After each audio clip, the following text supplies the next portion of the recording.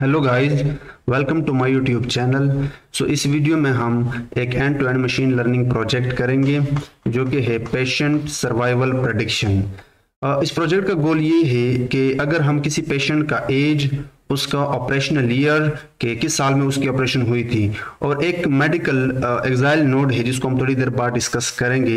अगर हम ये इनपुट फीचर्स इन फील्ड्स में देते हैं और इस बटन पे क्लिक करते हैं तो ये बताएगा कि ये पर्सन ऑपरेशन के बाद अगले 5 सालों में जिंदा रहा या नहीं। मतलब ऑपरेशन हुआ 1950 में, तो 1955 तक वो जिंदा रहा या नहीं। This is the goal of this project. We will discuss all this things a bit later, but first let me show you. Let's say I am going to put here as 50 and operational year let's say ये आपको integer में मिलेगा, सो मैं यहाँ पे put करता हूँ 56 and exile node में डालता हूँ 2। अगर मैं इस बटन पर क्लिक करूँ so it will say the patient has died. So let me check another one. This time let's say 90 age and 61 was the operational year. Okay, and exile node, let's say this time 1, click on the button, enter. So it says the patient has died again. Let me put another new data, unseen data. So मैं कुछ और डालता हूँ 89, let's say this time 78 and 3, enter. ये तो हर बार patient को मरवा रहा है।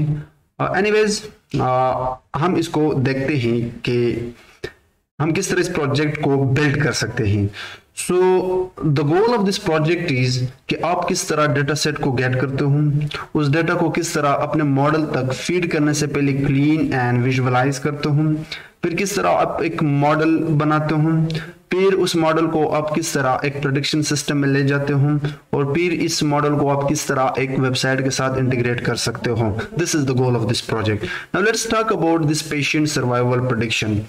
मैंने एक रिपोर्ट बनाया है, complete patient survival prediction after 5 years of surgery. ये एक हैबरमैन डेटा सेट है जो कि आपको मिल जाएगा if you go to your Chrome browser and type there. Just let me show you a Haberman data set। ये एक यूनिवर्सिटी में कलेक्ट किया गया था, पेशेंट्स को टेस्ट किए थे ऑपरेशन के बाद। So let just click on this link.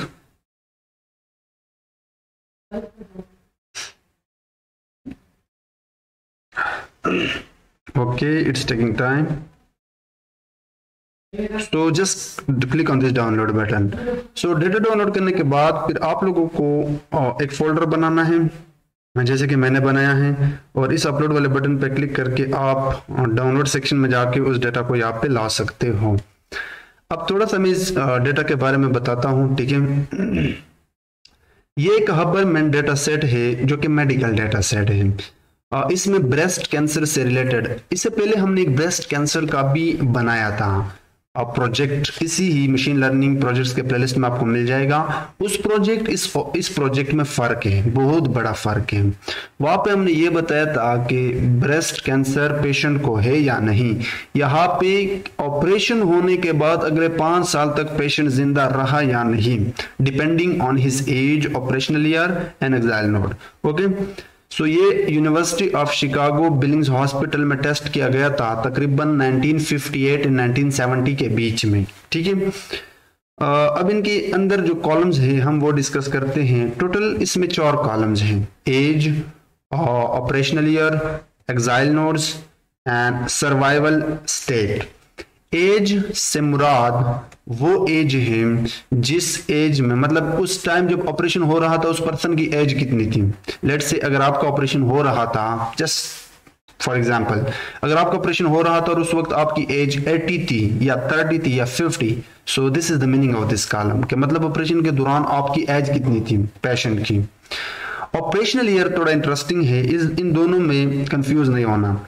Operational year ये है कि अगर आपका ऑपरेशन लेट से 2010 में हो रहा था तो यहाँ पे 2010 ईयर मुराद है।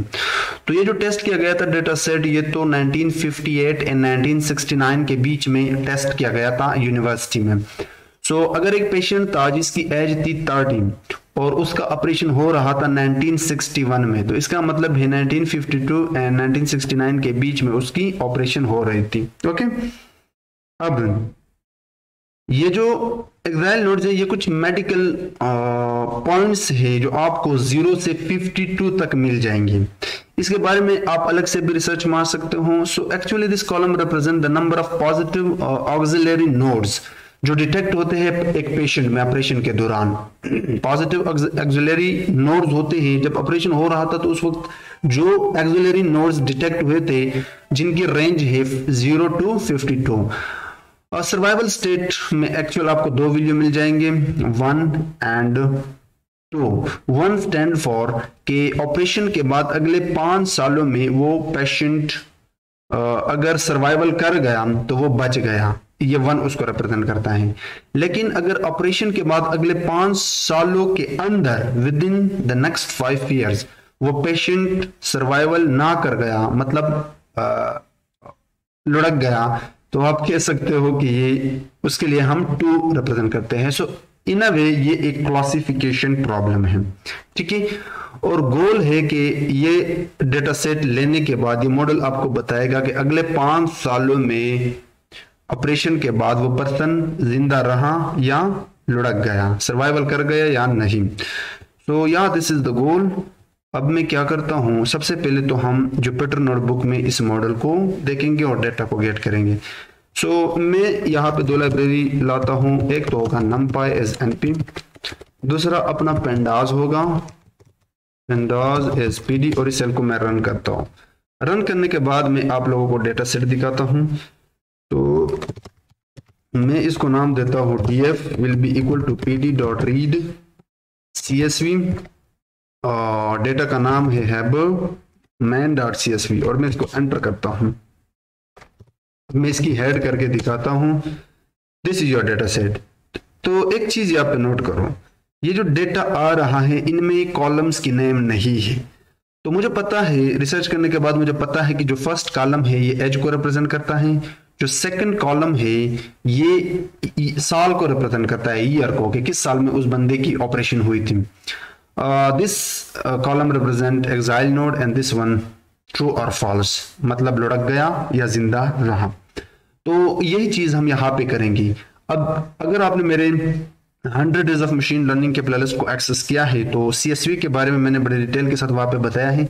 मैं क्या करता हूँ, ये बाय डिफॉल्ट फर्स्ट रो को लेता है, this is the first row, ठीक है, ये फर्स्ट रो को लेता है बाय डिफॉल्ट। तो मैं हेडर को कहता हूँ कि आपकी जरूरत यहाँ पे नहीं है, मैं अपनी तरफ से इनको नाम्स देता हूं, एक लिस्ट दूंगा। इसके अंदर सबसे पहले मैं एज, क्योंकि मुझे पता है कि फर्स्ट कॉलम एज है, दूसरा operational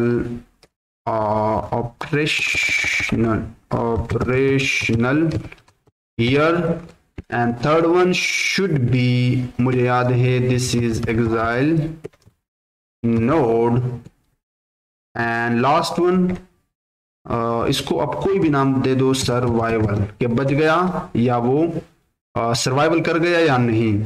so survival and run करने के बाद let me show you again, yeah this is our data set. Okay, now हमेशा की तरह मैं बताता हूं आप लोगों को हर प्रोजेक्ट में कि जब आपको एक डेटा सेट मिलता है तो वहां पे अपने आप से एक क्वेश्चन करें कि is it supervise learning problem और अनसुपरवाइज लर्निंग प्रॉब्लम। ये एक सुपरवाइज लर्निंग प्रॉब्लम है, क्योंकि सुपरवाइज लर्निंग प्रॉब्लम को जो डेटा सेट चाहिए उसमें input features and output variable होते हैं। So this 3 is your input features and this is your output variable, जिसे आप लेबल भी कहते हो। अब ये कैसे आप रिकॉग्नाइज करते हो, तो आप मेरे जो मशीन लर्निंग के प्लेलिस्ट है उसको लाजमी एक्सेस करना, मैंने बड़े डिटेल के साथ बताया है। सो अगर हमें ये आइडिया हो गया कि ये एक सुपरवाइज लर्निंग प्रॉब्लम है, देन क्योंकि सुपरवाइज लर्निंग के अंदर हमारे पास 2 तरह के टाइप्स हैं, रिग्रेशन, क्लासिफिकेशन। तो ये किस टाइप का प्रॉब्लम है, तो ये क्लासिफिकेशन प्रॉब्लम है। क्लासिफिकेशन प्रॉब्लम क्यों है, क्योंकि क्लासिफिकेशन प्रॉब्लम में जो आउटपुट जिसे आप लेबल कहते हो, अगर वो वेरिएबल कैटेगोरिकल है, यस ट्रू 0 1, ठीक है, कैटेगरीज हैं, तो वो आपका क्लासिफिकेशन प्रॉब्लम है। अगर ये कंटिन्यूअस है, ठीक है, तो ये फिर आपका रिग्रेशन है। So this is an classification problem. Okay, next always ask 6 question before moving forward.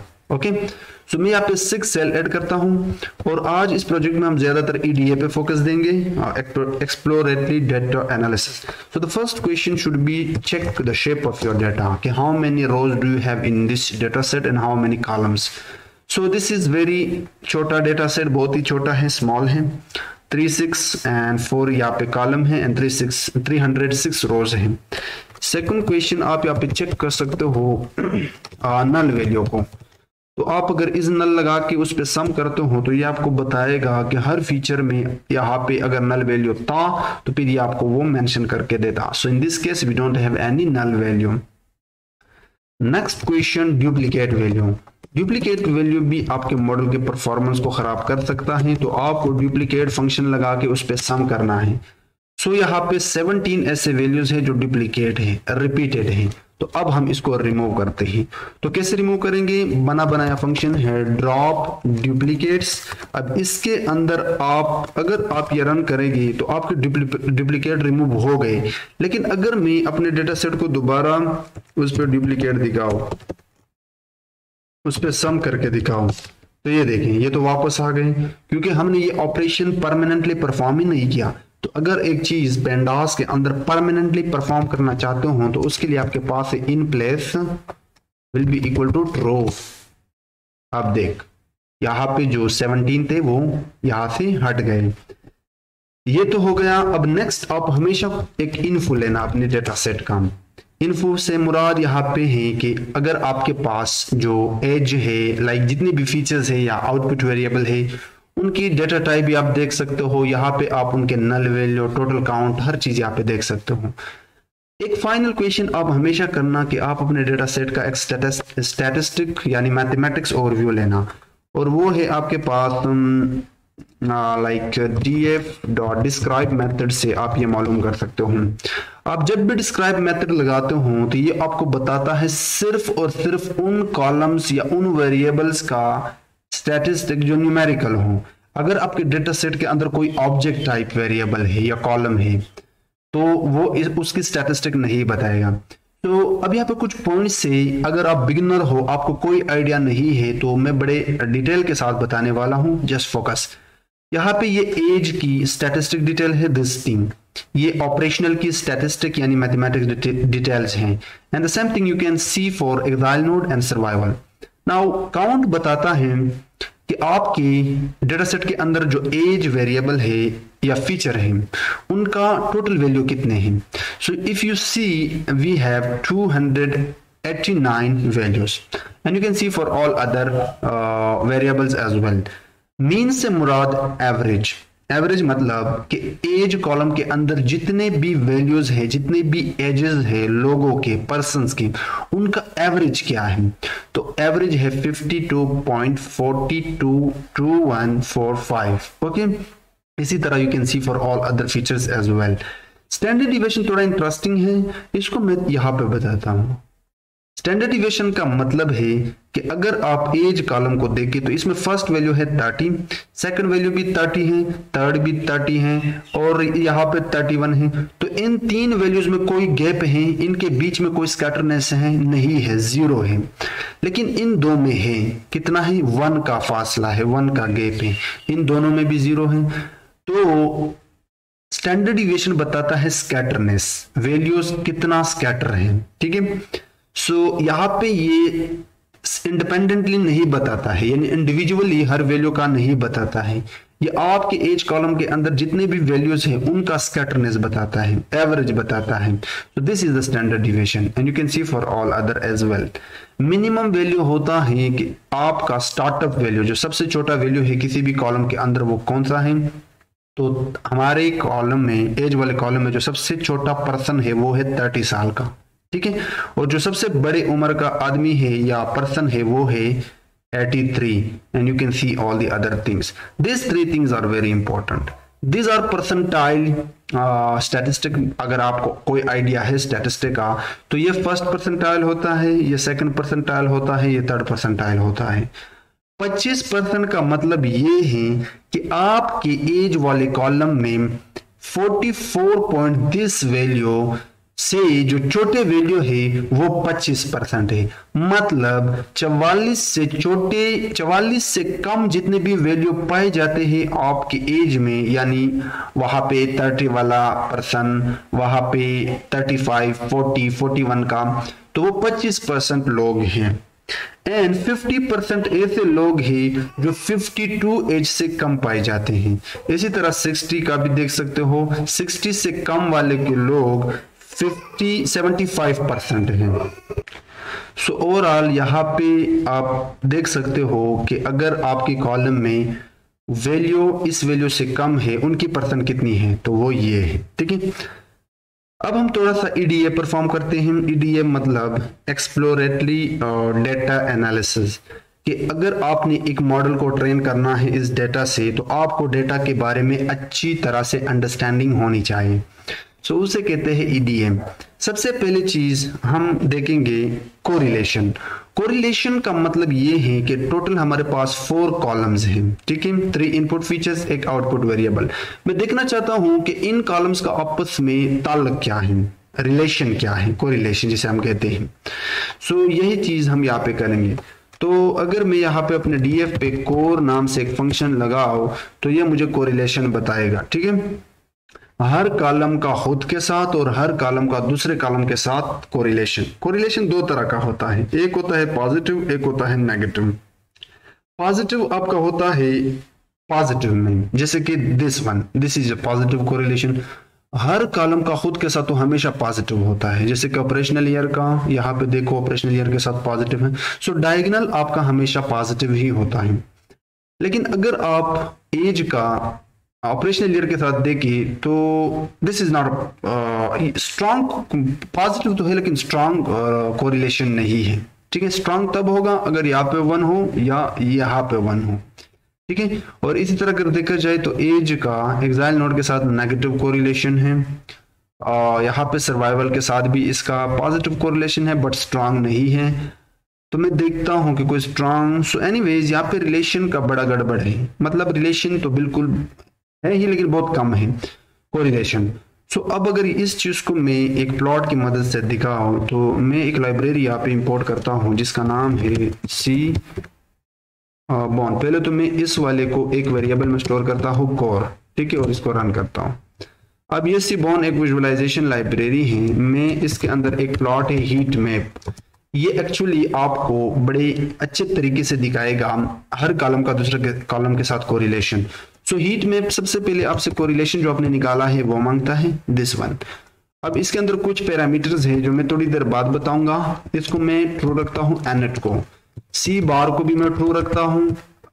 इसी तरह कलर मैप को भी मैं एक बिल्ट इन कलर देता हूं, cool warm. Now what are this things? So first let me run you then we will see. So ये जो डंडा है, दिस डंडा, ये कलर बार है।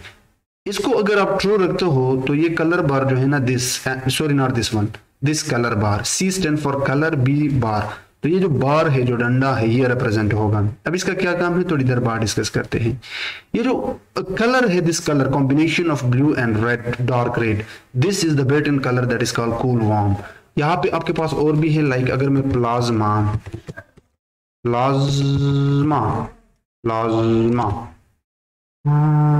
नो स्पेलिंग मिस्टेक, प्लाज्मा, तो प्लाज्मा का ये कलर है। तो ये कुछ बने बनाए कलर है जिसे हम सी मैप कहते हैं। एनोटेशन का क्या मतलब है? So let me remove this annotation, then you will see कि बहुत सारी चीजें यहाँ से गायब हो जाएंगे। तो अब ये जो खाली खाली बॉक्सेस है, रेक्टेंगल है, सॉरी स्क्वायर है, इसके अंदर जो वैल्यूज थे फ्लोट में वो दिखाई नहीं दे रहे हैं। सो हम चाहते हैं कि वो वैल्यू दिखाई दे, तो इसलिए हम एनोटेशन ट्रू रखते हैं। ठीक है, या अब फोकस। ओके, सो जो येलो कलर है, येलो ये यहां से यहां तक, ये पॉजिटिव कोरिलेशन को रिप्रेजेंट करता है। 1.0 स्ट्रॉन्ग पॉजिटिव कोरिलेशन, 0.8 कुछ हद तक पॉजिटिव कोरिलेशन, 0.6 फिर और कम पॉजिटिव कोरिलेशन, और यहां से नीचे जो बैंगन कलर हम कहते हैं, आई डोंट नो बैंगन कलर इसे कहते हैं कि किस टाइप का कलर कहते हैं, बट ये रिप्रेजेंट करता है आपकी नेगेटिव कोरिलेशन। सो एज के साथ पॉजिटिव है, डायगोनल तो पॉजिटिव होगा, बट अगर एज का यहाँ पे देखा जाए तो this is this colour, oh this colour, this is a positive correlation, but ये बहुत ही वीक पॉजिटिव कोरिलेशन है, ठीक है, खास मजा नहीं है। सो 0.088 का ऑपरेशन लेयर के साथ जो कि एज है पॉजिटिव है but not strong, and you can also check for other one. Okay, so मैंने एक आइडिया दे दिया, आप चेक कर सकते हो। Now this is interesting point, ये भी ईडीए का पार्ट है। ईडीए एक्चुअली हमारे पास दो तरह के हैं, ठीक है, दो तरह के ईडीए हैं, univariate and bivariate and multivariate. Univariate का मतलब ये है कि अगर आप इंडिविजुअली हर कॉलम को देखना चाहते हो, प्लॉट करना चाहते हो, तो ये यूनिवेरिएट एनालिसिस है। अगर आप एक कॉलम का दूसरे कॉलम के साथ करना चाहते हो रिलेशन या एनालिसिस या विजुअलाइजेशन, तो उसे बाईवेरिएट कहते हैं। अब अगर आप दो से ज्यादा कॉलम का विजुअलाइजेशन करना चाहते हो then that is called multivariate, और ये मैंने अपने 100 डेज ऑफ मशीन लर्निंग के प्लेलिस्ट में डिटेल के साथ बताया है। सो मैं क्या कर सकता हूँ, सबसे पहले तो अगर मैं डीएफ दिखाऊं तो मैं चाहता हूं कि मैं एज की काउंट करूं, ठीक है, तो उसके लिए या I can do that, but इसके लिए मैं एक फर्स्ट मैं रिलेशन चेक करूंगा, या बल्कि मैं काम करता हूं, मैंने हेडिंग्स दिए हैं, मैं इन हेडिंग्स का इस्तेमाल करके, क्योंकि ये कोड भी मैंने आप लोगों के साथ शेयर करना है, सो मैं हेडिंग्स के नीचे करूंगा। सबसे पहले मैं डिस्ट्रीब्यूशन देखूंगा। अब डिस्ट्रीब्यूशन बहुत इंटरेस्टिंग पार्ट है। आप जो भी मॉडल इस्तेमाल करेंगे, स्पेशली लॉजिस्टिक रिग्रेशन, जो क्लासिफिकेशन वाले हैं एल्गोरिदम, वो अगर डेटा डिस्ट्रीब्यूटेड है, ठीक है, डिस्ट्रीब्यूटेड है, जिसे नॉर्मल डिस्ट्रीब्यूशन आप कहते हो, एक बेल कर्व बनता है, I will show you okay bit letter, या गैशियन डिस्ट्रीब्यूशन जिसे आप कहते हैं, अगर आपके डेटा सेट उस टाइप का है तो फिर क्या होता है, आपका मॉडल बहुत ही अच्छे तरीके से परफॉर्म करेगा। तो मैं दिखा देता हूं, एसएनएस के अंदर एक है डिस्ट प्लॉट, ठीक है, डिस्ट्रीब्यूशन प्लॉट जिसे कहते हैं, इसको मैं अपने डीएफ का एज बताता हूं। एज अगर मैं ये रन करूं, you would see this thing. अब ये जो कॉलम है ये नॉर्मली डिस्ट्रीब्यूटेड है, मतलब गैशियन डिस्ट्रीब्यूशन जिसे आप कहते हो, और ये मेरे लिए एक अच्छी ओमेन है, ओमेन मतलब शगुन, ठीक है, मेरे मॉडल के लिए।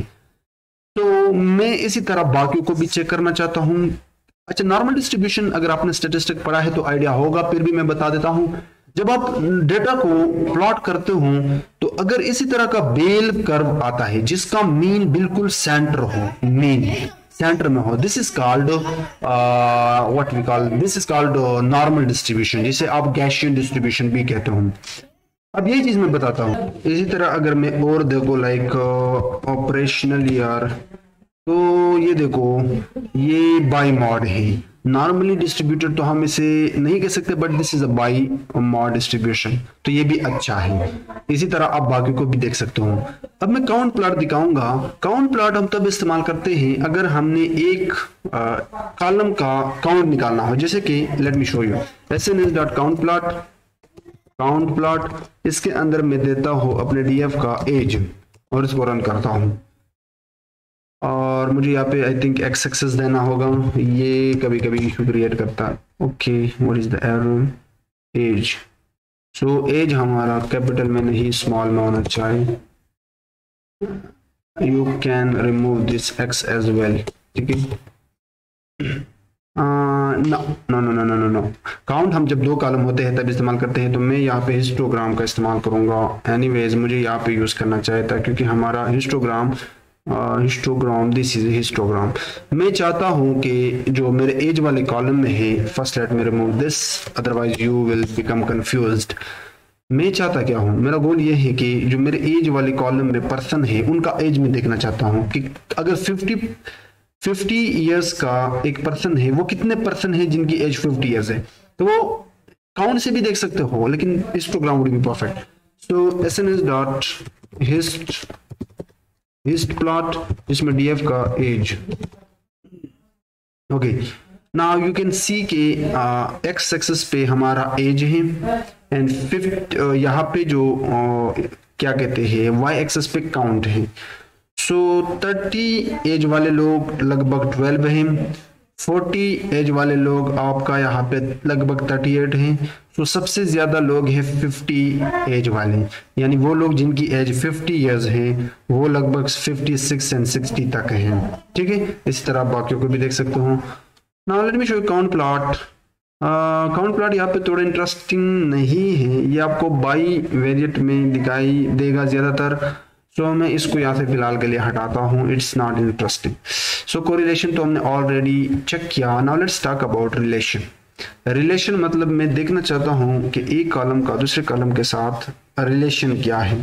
मैं एक्चुअली अपने डेटा को स्कैटर करना चाहता हूँ। सो एस डॉट स्कैटर प्लॉट, और ये आपसे एक्स एंड वाई मांगता है।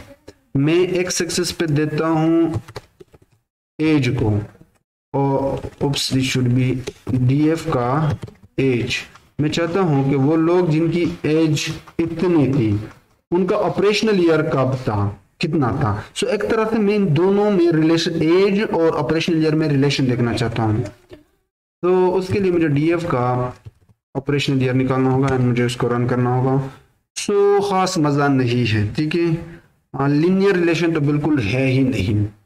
ठीक है, सो यह आप और भी चेक कर सकते हो एज का। अगर आप अपने सर्वाइवल के साथ देखें कि कितने लोग बचे थे, एज के का रिलेशन क्या है, तो इनका भी खास मजा नहीं है, रिलेशन बिल्कुल मतलब लीनियर नहीं है। सो मैं क्या करता हूं, अब सीधा ट्रेंड टेस्ट स्प्लिट मारता हूं। सो मैं यहाँ पे एक दो सेल ऐड करता हूं। अब मैं अपने एक्स को दूंगा, लेट मी जूम इन या बिट या। सो एक्स को मैं देता हूँ अपने डीएफ से ड्रॉप करता हूँ सर्वाइवल को, और किस वाइज, कॉलम वाइज। तो उसके लिए मुझे एक्सेस को रखना होगा 1, और बाकी वाई को मैं देता हूँ अपना दिस सर्वाइवल, कि यही मेरा आउटपुट वेरिएबल है, और इसको मैं रन करता हूँ। सो इन अ वे मैंने क्या किया, सर्वाइवल को छोड़ के बाकी जो 3 कॉलम्स थे like age, operational year, axile node, वो इस इनपुट वाले कॉलम में आ गए एक्स में, एंड जो आउटपुट वेरिएबल था जिसे आप लेबल कहते हो, आई मीन सर्वाइवल, वो इसमें आ गया। And you can also check if you want to check the shape of your column. So this will be your 3 columns, पहले 4 थे अब 3 हो गए। ठीक है, अब मैं इस डेटा को 80 एंड 20% में डिवाइड करूंगा। क्यों? क्योंकि मैं चाहता हूं कि 80% डेटा से अपने मॉडल को ट्रेन करो एंड 20% डेटा से उसे टेस्ट करो। तो उसको साइकिट लर्न में आपको मिल जाता है एक मॉडल सिलेक्शन से क्लास ट्रेंड टेस्ट स्प्लिट। ठीक है, अगर आप यहाँ पे ट्रेंड टेस्ट स्प्लिट लिखते हो एंड यहाँ पे शिफ्ट एंड टैब प्रेस करते हो, तो जुपिटर नोटबुक वाले आपकी मदद करते हैं कि आपको ज़्यादा मैनुअली टाइप करने की ज़रूरत नहीं है। आप प्लस बटन पे क्लिक करो और थोड़ा सा नीचे जाओ। नीचे जाने के बाद आपको एक एग्जांपल मिल जाएगा। Let me take it, then I will explain a bit. Let me copy या अब इसको मैं रिप्लेस करता हूँ। तो ये काम आप मैनुअली भी कर सकते थे, लेकिन मैंने क्या किया, मैंने जस्ट अब ये x दिस y ये हमारे दिस वेरिएबल्स हैं। Okay, this too. Okay, so मैंने xtrain, xtest, these are my input variables, are input या input variable, and ytrain and ytest my output। मैं चाहता हूँ कि मैं 80% डेटा xtrain and ytrain को दूं एंड 20% डेटा अपने xtest and ytest को दूं। और वो मैं कैसे कर सकता हूँ, टेस्ट साइज की मदद से कर सकता हूँ। और यहाँ पे मैं 2 रखूंगा। 0.2 का मतलब है 20% डेटा, मतलब जो टेस्ट साइज है this train test split function this one ये ऑटोमेटिकली डिटेक्ट करता है यहाँ पे। ठीक है, यानी जो टेस्ट है वाई टेस्ट एक्स टेस्ट, इसको मिलेगा 20% डेटा, और बाकी 80% जो बचा वो अपने ट्रेंड एंड ट्रेंड को मिलेगा। रैंडम स्टेट आप रख भी सकते हो, नहीं इससे कोई ज्यादा फर्क नहीं पड़ता। मैं 2 रखता हूँ। ओके, या 42 रख, ओके 2, ठीक है। सो अगर मैं यहाँ पे एक्सट्रेन का शेप दिखाऊं, अब ये शेप अगर मैं दिखाऊं C126, हमारे पास टोटल 309 वैल्यूज थे, रोज थे हमारे डेटा में, लेकिन इस टाइम 126 आए। सो अगर मैं एक्स टेस्ट पे शेप लगा के दिखाऊं, यू वुड सी 32। यहाँ पे क्योंकि कुछ रोज तो हमने, first let me show you कि हमारे डेटा में टोटल थे कितने, 36 36। तो बहुत सारे वैल्यू यहाँ पे। First let me show you, Y plane में देखता हूँ 26 या and y trend, not this y trend dot shape.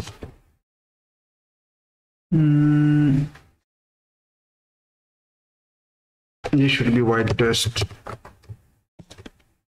या ये तो ठीक है, ये भी ठीक है, बट यहाँ पे टोटल अगर देखा जाए तो 126 कुछ वैल्यूज मिस हो गए, ठीक है, बहुत ज्यादा वैल्यूज मिस हो गए। आई डोंट नो कि ये क्यों ऐसा क्यों हुआ, हम तो कोई ऐसा, एनीवेज विल सी।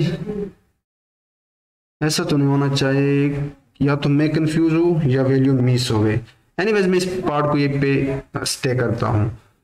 सो हमने अपने डेटा को 80% डेटा एंड 20% डेटा में डिवाइड कर लिया। अब हम क्या करेंगे, मॉडल्स को ट्रेन करेंगे। तो चूंकि ये क्लासिफिकेशन प्रॉब्लम है और क्लासिफिकेशन प्रॉब्लम में आप जो क्लासिफिकेशन के मशीन लर्निंग एल्गोरिदम है उनका इस्तेमाल करते हो, सो मैं वही यूज करूंगा। बट मॉडल से पहले मैं आउटपुट लेवल अगर दिखाओ, यू वुड सी के जो डीएफ का सर्वाइवल है उस पे अगर मैं वैल्यूज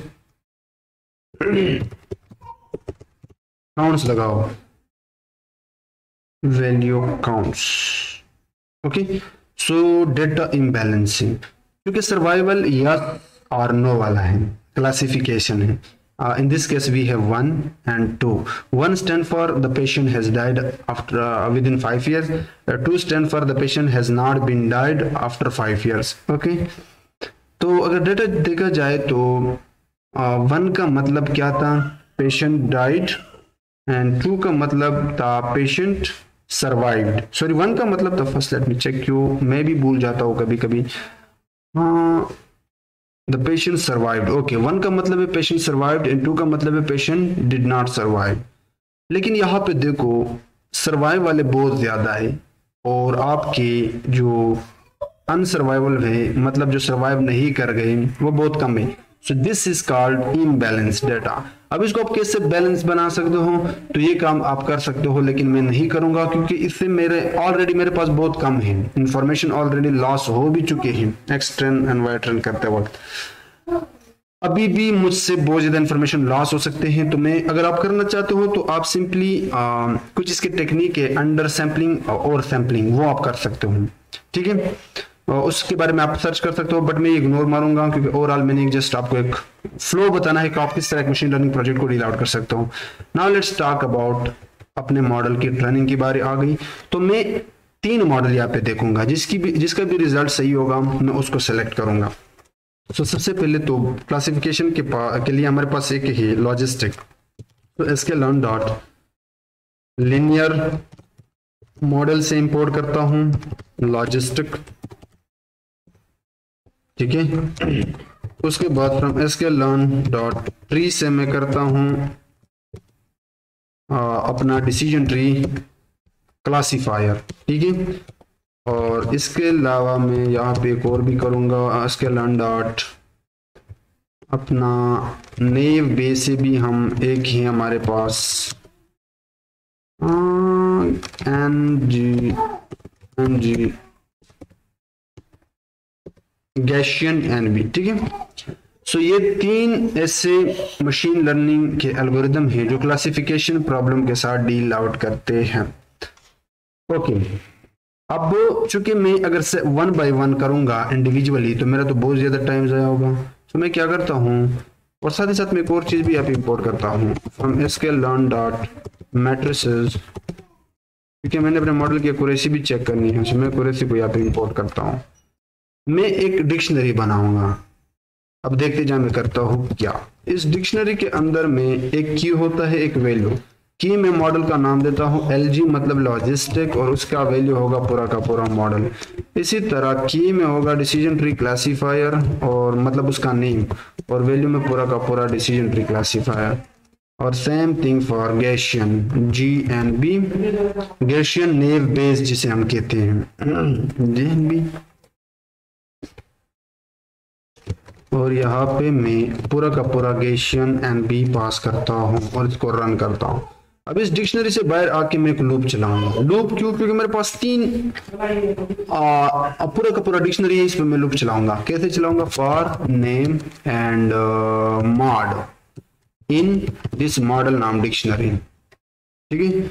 लेकिन डिक्शनरी से जब आप वैल्यू और उनका की एक साथ निकालते हो तो आपको आइटम्स डालना होगा लूप के बाद, ठीक है। ओके, अब इसके अंदर मतलब ये की 3 बार लूप चलने के बाद ये तीनों के तीनों इसके पास आएंगे। 3 बार लूप चलने के बाद हर बार एक एक मॉडल आएगा इस mod. This is a concept, okay, simple भाषा में। अब मैं मॉड में हम किस तरह, हमने देखा है कई प्रोजेक्ट में जब आप कोई इंडिविजुअल ट्रेन करते हो मॉडल को, तो आप उस मॉडल का नाम उसके बाद फिट करते हो उसमें अपना X वाला ट्रेन, एक Y वाला ट्रेन, या ये मेरा 80% डेटा है जिससे मैं अपने मॉडल को ट्रेन करना चाहता हूँ। उसके बाद मैं एक वेरिएबल बनाता हूँ वाइपरेड के नाम से, और इसमें मैं इस मॉड से प्रेडिक्ट करूंगा, क्योंकि अब ये ट्रेन हो गया। प्रेडिक्ट नाम से एक फंक्शन है। अब मैंने जो 20% बचा रखा है वो, तो मैंने क्या किया, 80% डेटा से ट्रेन किया एंड 20% डेटा से इसको प्रेडिक्ट किया। अब जो भी प्रेडिक्शन होगा वो इसके अंदर है। अब देखना मैं करता हूँ क्या, मैं प्रिंट करूंगा, पाइथन का फॉर्मेट लगाऊंगा और इसके अंदर सबसे पहले मॉडल का नेम, और वो किसके अंदर है? नेम के अंदर है। यानी पहली बार ये प्रिंट होगा, फिर ये। उसके बाद मैं एक मैसेज लगाता हूँ विद एक्यूरेसी, और एक्यूरेसी कहाँ से आएगा?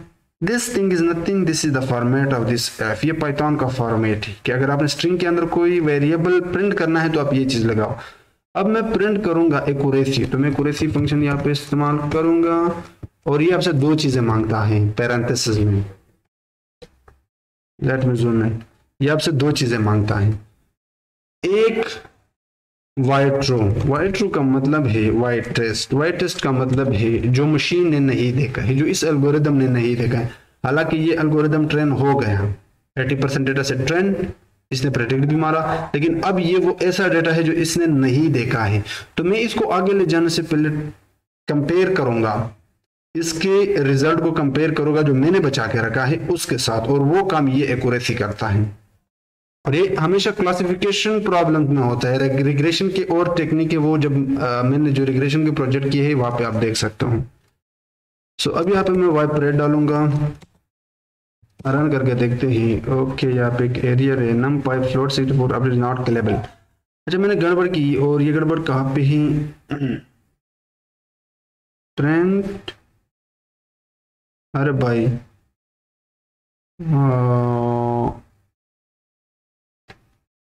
तो हमने एक गड़बड़ की है। ये होना चाहिए एक्यूरेसी स्कोर। ये एक्यूरेसी कहाँ से आ गया?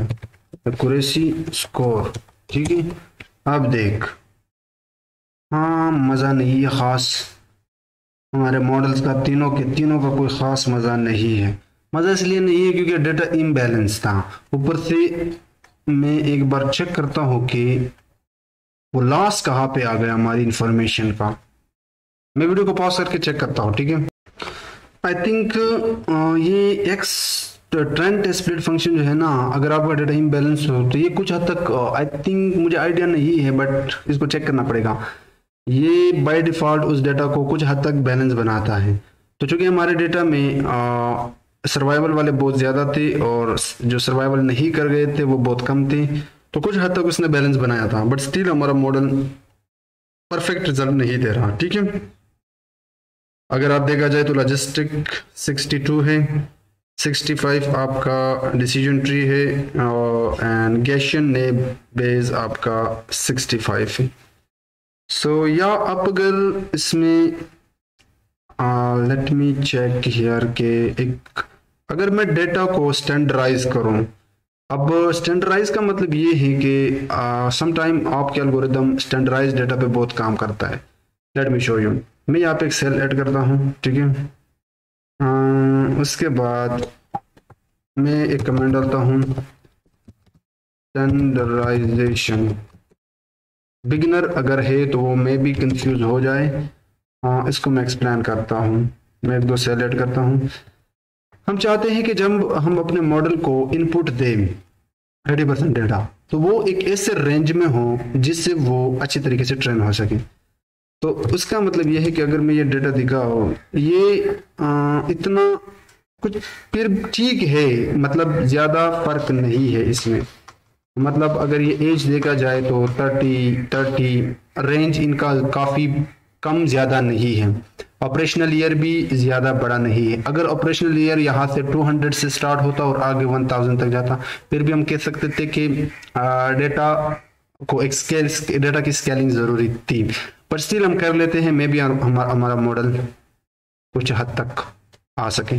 तो मैं स्टैंडर्डाइजेशन अप्लाई करूंगा। सो फ्रॉम sklearn.प्री-प्रोसेसिंग से आपको मिलता है, इंपोर्ट करता है स्टैंडर्ड स्केलर। इसका मैं एक ऑब्जेक्ट बनाऊंगा और यहाँ पे स्टैंडर्ड स्केलर अप्लाई करके इसको रन करता हूँ। अब मैं क्या करता हूँ, इस स्केलर में सबसे पहले फिट करता हूँ इनपुट को। इनपुट कहाँ से आएंगे, यार सी बात, एक स्ट्रिंग से आएंगे, वही हमारा इनपुट था। अब इसको मैं अपडेट करूंगा, ये तो जस्ट मैंने फिट किया। तो मैं कहता हूं कि एक्स ट्रेन को दे दो अपना स्केलर डॉट ट्रांसफॉर्म करूंगा अभी एक्स ट्रेन को, ठीक है। और ये सेम काम मेरा दूसरा इनपुट भी है एक्स टेस्ट, उसके साथ भी करूंगा। सो स्केलर डॉट ट्रांसफॉर्म करता हूं किसको, दिस टाइम एक्स टेस्ट को। अब देखना कि ये 0 और 1 के रेंज में वैल्यू को लाता है, और इसके पीछे थोड़ा बहुत मैथमेटिक्स है, वो आप लोग खुद जाकर देखना, या आपको मेरे 100 डेज ऑफ मशीन लर्निंग में मिल जाएगा। तो अगर मैं इसको रन करूं और यहाँ पे मैं एक्स ट्रेन करके दिखाओ, ये देखो आपके वैल्यू 0 और 1 के रेंज में आ गए, ठीक है। ये पीछे से sklearn का स्टैंडर्ड स्केलर करता है, आपको करने की जरूरत नहीं है। सो एक्चुअली यहाँ पे हमने एक स्केल किया, अपने डेटा इनपुट को एक रेंज में लाया, बस यही फंडा है। तो अगर मैं इन तमाम सेल्स को दोबारा रन करो, वैसे इसकी जरूरत तो नहीं थी, बट हाँ ये दो, फिर भी कुछ फर्क नहीं आया, ठीक है, कुछ फर्क नहीं आया, I don't know why. Anyways हम सेलेक्ट करते हैं दिस 68, हाँ इसमें थोड़ा फर्क आया, ठीक है। डिसीजन ट्री को इसकी जरूरत पड़ती भी नहीं है, बट फिर भी इसने कुछ हद तक इंप्रूवमेंट की। सो अब मैं एक प्रेडिक्शन सिस्टम बनाऊंगा और उसके बाद मॉडल को सिलेक्ट करके वेबसाइट में इंटीग्रेशन के लिए उसी को ले जाऊंगा। सो प्रेडिक्शन सिस्टम में कैसे बनाऊंगा, सो यहाँ पे मैं मॉडल को सिलेक्ट करता हूँ पहले। तो मैं क्या करूंगा, decision tree classifier will be equal to this thing, और जो डिसीजन ट्री था उसको यहाँ पे लाऊंगा और सेम काम रिपीट करूंगा, फिट करूंगा एक्स ट्रेन को एंड वाई ट्रेन को, और फिर वाई प्रेड को, या इसकी ज़रूरत है भी नहीं क्योंकि मैंने वैसे भी यहाँ पे जस्ट प्रेडिक्ट मानना है। So the decision tree classifier dot predict कर दो अपना एक्स टेस्ट को, ठीक है। ये एक्स्ट्रा स्टेप मैंने इसलिए किया क्योंकि इस मॉडल को मैंने आगे ले जाना भी है। तो ये हमारे मॉडल की प्रेडिक्शन है, ठीक है, या ये आपके मॉडल की प्रेडिक्शन है। कोई लुढ़क गया है, नहीं कोई बच गया है, कोई लुढ़क गया है, ठीक है। अब ये लुढ़कने वाला वर्ड थोड़ा टिडियस है, थोड़ा ऑड है, बट स्टिल मैं यूज इसलिए कर रहा हूँ, प्रोग्रामिंग में फन ना हो तो फिर प्रोग्रामिंग का मजा का। ओके, सो प्रेडिक्शन सिस्टम बनाने के लिए मैं एक फंक्शन बनाऊंगा। अब मैं यूजर से इनपुट लूंगा और बताऊंगा कि ये बंदा सर्वाइवल कर गया या नहीं। तो इसके लिए मैं डेफ रेड, और ये कुछ लेगा थोड़ी देर बाद। अब इसमें मैं फिलहाल के लिए पास रखता हूँ, ठीक है। अब यहाँ पे मैं बनाऊंगा एज, एक वेरिएबल है जिसको मैं 10 देता हूँ या बल्कि 50 देता हूँ। एक दूसरा वेरिएबल है operational year, that will be equal to, let's say मैं 78 डालता हूँ या लेट्स से 61 डालता हूँ। और एक और था एग्जाइल नोड, वो लगभग मैं डालता हूँ 2। अब ये मेडिकल ऑपरेशन के दौरान एक डिटेक्ट किया जाता है ऑक्सिलरी नोड जिसे कहते हैं। अब मैं इस फंक्शन को कॉल करूंगा प्रेड, और इसको भेजूंगा this age O Y operational year and exile node. और ये सारे के सारी चीजें मैं यहाँ पे गेट भी करूंगा। मतलब ये अब आर्ग्यूमेंट है मेरे फंक्शन कॉल करते वक्त, और फंक्शन डिफाइन करते वक्त मेरे पैरामीटर बन गए। अब इसको मैंने एक numpy array में कन्वर्ट करना है। सो np डॉट एरे अपना एक लिस्ट का लिस्ट पास करूंगा, उसके अंदर age O Y and E N, और इसको मैं एक सिंगल नाम वेरिएबल में स्टोर करता हूँ, दैट इज कॉल्ड फीचर्स। अब ये जो इनपुट फीचर्स है इसको भी मैं स्टैंडर्डाइज करूंगा। क्यों? क्योंकि मेरे मॉडल स्टैंडर्डाइज डेटा पे अच्छा प्रेडिक्ट मार रहा है। तो ये जो इनपुट होगा ये 50 थोड़ी समझेगा, इसका रेंज तो मशीन के करेगा अंडरस्टैंड, ऐसी बात नहीं है। बट क्योंकि वो एक स्टैंडर्डाइज डेटा पे है तो मैं इसको, तो बहुत सिंपल है। आपको करना क्या है, वही जो SQL था उस पे आपने मारना फिट ट्रांसफॉर्म, और फिर इसके अंदर दिस फीचर्स में पास करता हूँ ये इस यूजर के इनपुट को, और इसको मैं दोबारा इसको असाइन करता हूँ। अब मैं प्रेडिक्शन मारूंगा।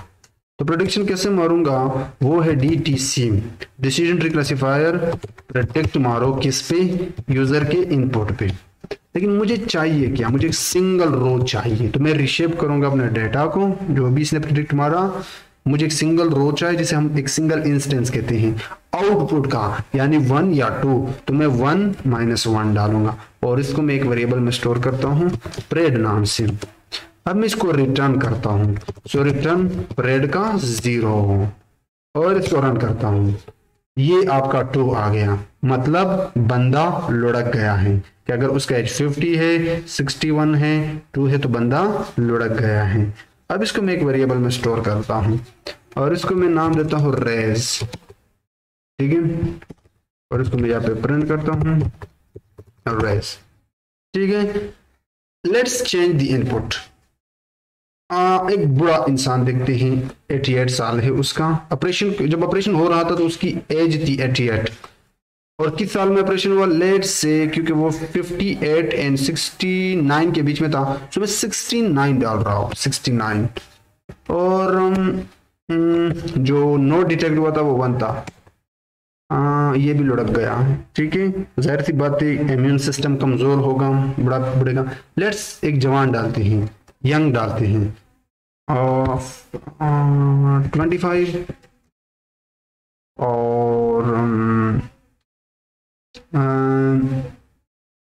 और क्या डालूं, ऑपरेशनल ईयर फिर 60 डालते हैं, और इसको मैं 3 करता हूँ, रैंडमली मैंने डाला, आई डोंट नो कि हाँ ये भी, सो ये बता रहा है इस टाइम 2 तो फिर भी ठीक है, कुछ हद तक खास मजा नहीं है, बट स्टिल इट्स ओके। अब हम इस मॉडल को यहाँ से पिकल करेंगे, क्योंकि मैंने इसको वेबसाइट में भी यूज करना है। सो पिकल, इसके अंदर आपको मिलता है डंप, और डंप के अंदर आपको देना है पहले अपने मॉडल का नाम जिसको आप पिकल करना चाहते हो, DTC। उसके बाद ओपन के अंदर आपने इसको एक नाम देना है, सो मैं नाम देता हूँ model.pkl। किस मोड में, बाइनरी मोड में, लेकिन राइट बाइनरी मोड में। तो रन करने के बाद अब अगर मैं अपने फोल्डर में जाऊँ, यहाँ पे एक model.pkl आना चाहिए। इसलिए आया क्योंकि मैंने अब जो मेरा ट्रेन मॉडल है इसको मैंने एक फाइल में कन्वर्ट किया, और वो कौन करता है, दिस पिकल लाइब्रेरी, कि मैंने इसको आगे यूज करना है। सो अब हम बनाएंगे वेबसाइट। सो आप लोग पाइचाम ओपन करना, पाइचाम उसी फोल्डर में ओपन करना, और एक वर्चुअल इन्वायरमेंट भी बना लेना। सो आप यहाँ पे राइट क्लिक करें, न्यू पे जाए, न्यू पे जाने के बाद आप डायरेक्टरी पे जाए, डायरेक्टरी पे आप लिखना है टेम्पलेट्स। टेम्पलेट्स नाम से एक डायरेक्टरी बनाए, टेम्पलेट्स स्पेलिंग बिल्कुल सेम होनी चाहिए। अब इस टेम्पलेट पे राइट क्लिक करें, और यहाँ पे हमें एक HTML फाइल चाहिए जिसे हम index.html कहते हैं, ठीक है। और उसके बाद आप दोबारा ऊपर जाके जो मेन फोल्डर है उस पर राइट क्लिक करके न्यू पे जाए, एक पाइथन फाइल बनाए by the name of app.py, ठीक है। इसमें हम फ्लास्क वाला कोड करेंगे। सो मैं क्या करता हूँ, जल्दी जल्दी यहाँ पे आपको या पहले फ्लास्क का कोड करते हैं। मैं इंपोर्ट करता हूँ from flask, import capital F वाला फ्लास्क, ठीक है।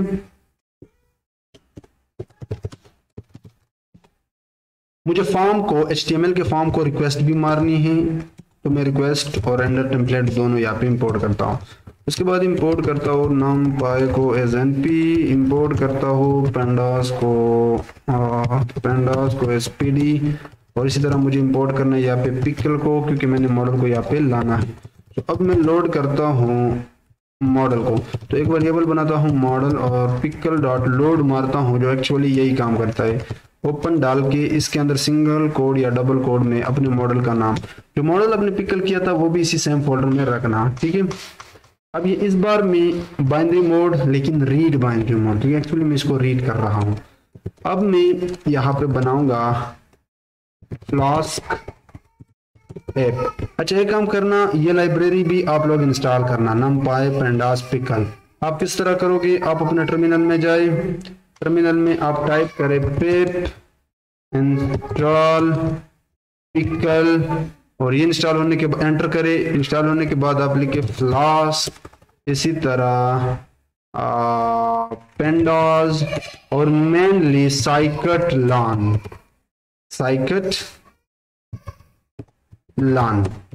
इसी तरह आपने लिखना है ये scikit-learn, स्पेलिंग मिस्टेक मत करना, क्योंकि हमारा मॉडल जो हमने पिकल किया है वो scikit-learn में है। और इसके अलावा मुझे एक scikit-learn भी यहाँ पे from sklearn dot pre processing import standard scaler. अब स्टैंडर्ड स्केलर का मैं एक ऑब्जेक्ट बनाऊंगा, क्योंकि इसकी आगे जरूरत है। सो स्टैंडर्ड स्केलर, ठीक है। या अब हम यहाँ पे फ्लास्क का ऐप बनाते हैं। ये आपको हर फ्लास्क के प्रोजेक्ट में करना पड़ता है। तो कैपिटल F वाला, इसके अंदर आपको अंडरस्कोर नेम देना होता है, और इसको आपने पाइथन के मेन में कॉल करना है।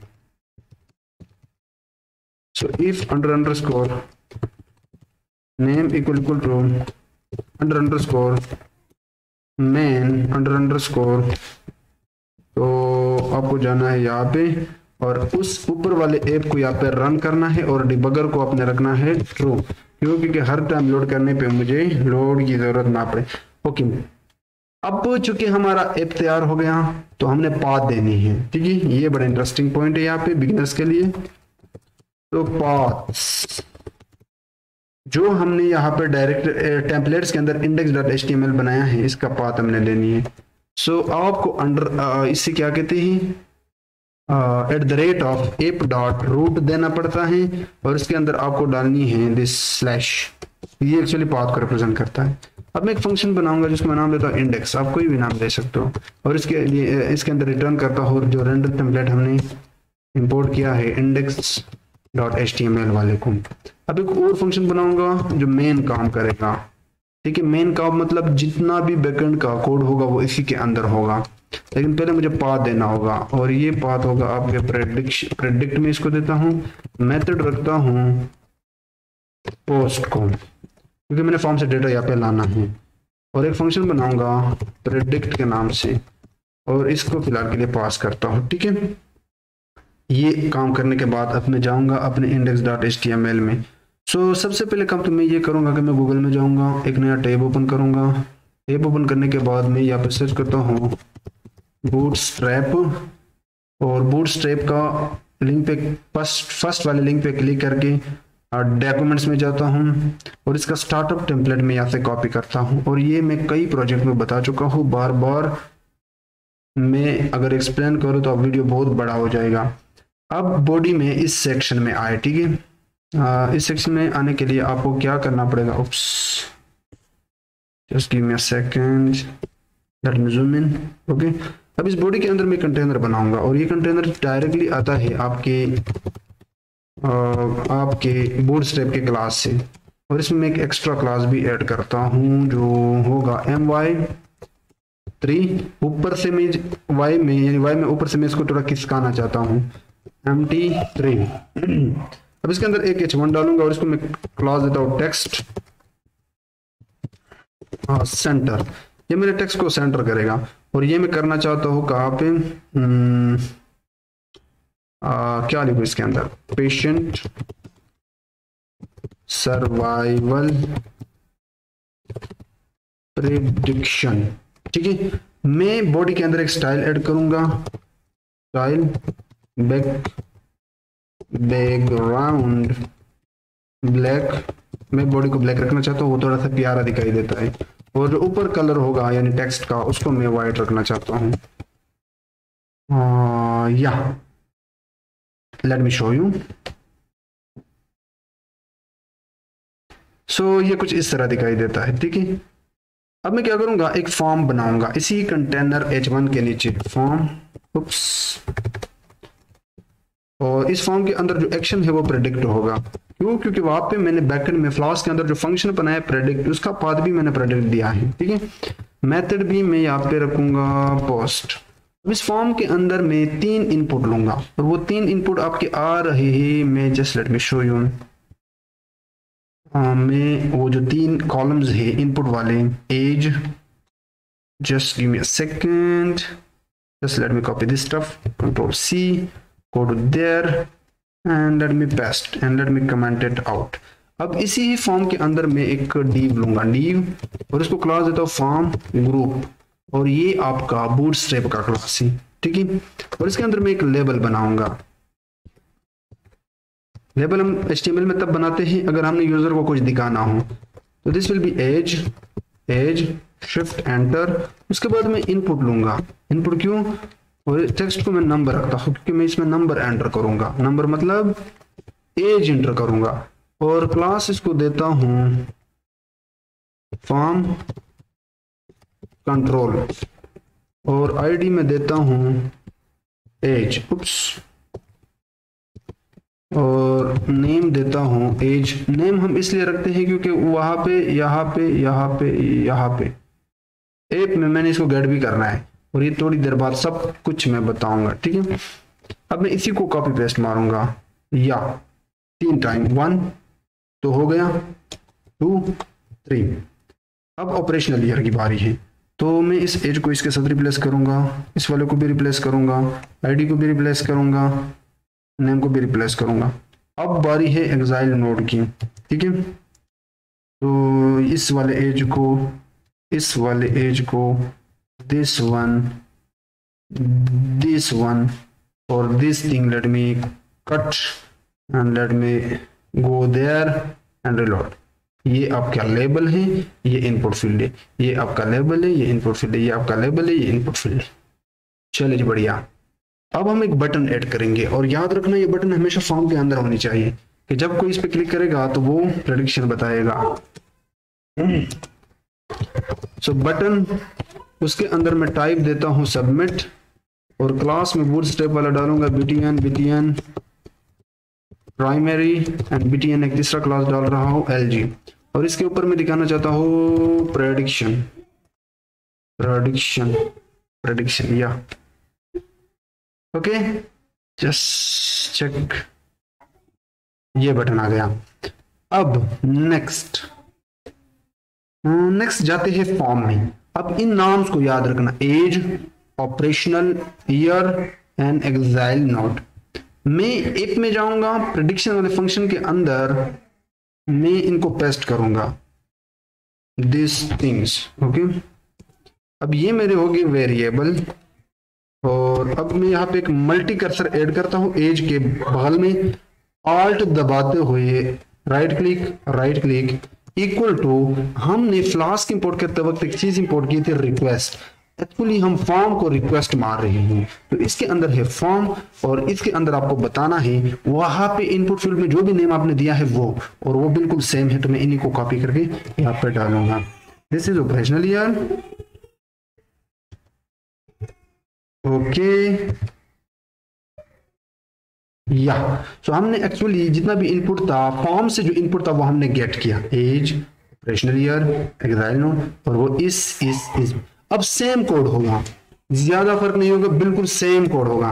वही फीचर्स बनाऊंगा, एनपी एरे में कन्वर्ट करूंगा, किसको, एज को, ऑपरेशनल ईयर को एंड एक्साइल नोड को, ठीक है।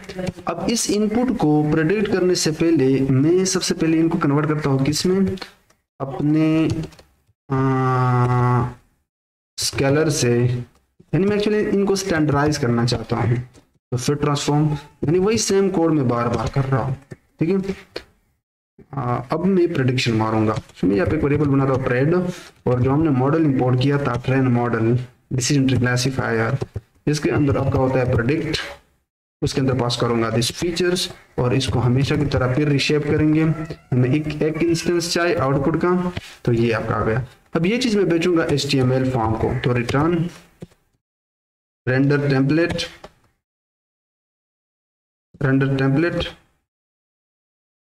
index.html, और यहाँ पे एक वेरिएबल बनाता, एक पैरामीटर या आर्गुमेंट जिसे आप कहते हैं आउटपुट, इसको मैं पास करता हूँ दिस स्प्रेड का 0। तो फाइनली सबसे पहले इस फंक्शन के अंदर हमने क्या किया, बहुत सिंपल है, थोड़ा सा दिमाग लगाओ। इस फंक्शन के अंदर यानी इस प्रेडिक्ट वाले के अंदर हमने फॉर्म से इस प्रेडिक्ट पे दिस 3 थिंग्स भेजी, और हमने यहाँ पे गेट किए। अब इनको numpy एरे में कन्वर्ट किया, इनको ट्रांसफॉर्म किया, क्योंकि हमारा मॉडल स्टैंडर्डाइज्ड है, मतलब एक रेंज में है। तो हम चाहते हैं कि अगर वो अच्छे तरीके से प्रेडिक्ट मारे तो यूजर के इनपुट भी स्टैंडर्डाइज होने चाहिए। उसके बाद प्रेडिक्शन मारा, अब ये फाइनल या तो होगा 1 या होगा 2, मतलब सर्वाइवल कर गया या नहीं तो इसके पास ही। अब यही चीज हम यहाँ पे HTML में यूजर को दिखाएंगे कैसे। अब दिमाग लगाओ, अगर आपने फ्लॉस पढ़ा है और मेरे पिछले कई प्रोजेक्ट देखे हैं मशीन लर्निंग के, अगर मेरे चैनल में आप गए हो मशीन लर्निंग के, आई थिंक मैंने 35 वीडियोस बनाए हैं, बड़े बड़े वीडियो हैं 1 आवर से अबाव। तो आप यहाँ पे क्या करते हो, आप जिंजर टेम्पलेट का इस्तेमाल करते हो। तो मैं यहाँ पे फॉर लूप आई इन इसमें आउटपुट में, अब ये आउटपुट कहाँ से आ रहा है, ये आउटपुट आपके दिस ऐप से आ रहा है दिस, क्योंकि फाइनल ओवरऑल रिजल्ट इस स्प्रेड के अंदर है और स्प्रेड ने रिजल्ट इसको दिया, यानी या तो होगा इसके पास 1 या 2, और यही चीज मैं यूजर को दिखाना चाहता हूँ। सो मैं लूप चलाऊंगा, ठीक है। लूप की जरूरत नहीं थी यहाँ पे, लेकिन फिर भी मुझे जरूरत पड़ी, और यहाँ पे इसके अंदर मैं दोबारा जिंजर टेम्पलेट का इस्तेमाल करके इफ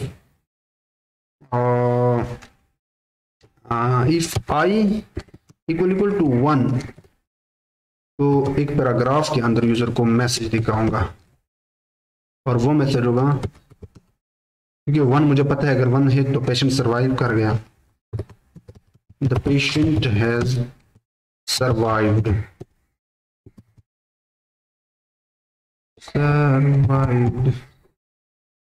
एल्स जाहिर सी बात है अगर 1 नहीं है तो एल्स में क्या होगा,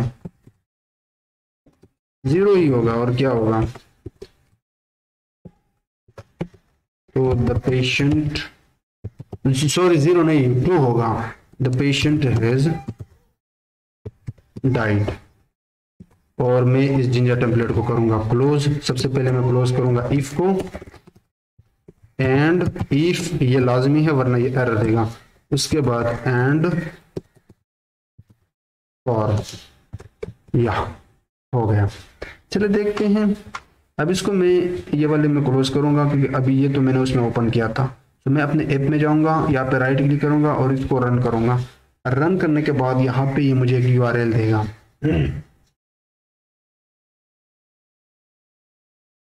मैं इस URL पर डबल क्लिक करूंगा तो यह आपका जो वेबसाइट है वो यहाँ पे आ गया। मैं एज डाल रहा हूँ 50, ठीक है, और ऑपरेशनल ईयर डाल रहा हूँ 68, एग्जाम नोट 3, बटन पे क्लिक करता हूँ, the patient has died. Okay, हमने स्पेलिंग मिस्टेक भी यहाँ पे किया है, तो मैं इसको टी करता हूँ, the patient has died, survived, died. Okay, so एक और ट्राई करते हैं। बड़े उम्र के एक डालते हैं, operational year let's say this the patient has died. So मैंने पहले ही बताया था कि मॉडल कुछ हर बार डाइड वाले के लिए बता रहा है। सो क्योंकि डेटा इम्बैलेंस था, ऊपर से छोटा डेटा था, तो फिर भी कुछ हद तक ठीक है। तो ओवरऑल जो इस प्रोजेक्ट का गोल था वो ये था कि आप किस तरह एक मशीन लर्निंग प्रोजेक्ट को एक वेबसाइट लेवल तक ले जा सकते हो। मतलब आप किस तरह डेटा को गेट करके उसको किस तरह प्री प्रोसेस EDA परफॉर्म करने के बाद आप किस तरह मल्टीपल एल्गोरिथम्स को एक साथ अप्लाई करके उसी ही नोटबुक में आप किस तरह प्रेडिक्शन सिस्टम बनाते हो, एंड देन फिर आप पिकल करके उसको आप किस तरह एक वेबसाइट या अगर कोई डेस्कटॉप एप्लीकेशन है वहाँ पे आप किस तरह इसको इंटीग्रेट कर सकते हो। सो यार दैट वाज द प्रोजेक्ट। अगर आप चाहते हो कि आप इसी तरह के मजेदार प्रोजेक्ट देखें तो आप मेरे इस चैनल के प्लेलिस्ट में जाएं, वहाँ पे बहुत सारे प्रोजेक्ट मैंने बनाए हैं, आप वहाँ पे उनको जाकर देख सकते हो। And if you like this video then subscribe this artificial intelligence channel. And अगर आप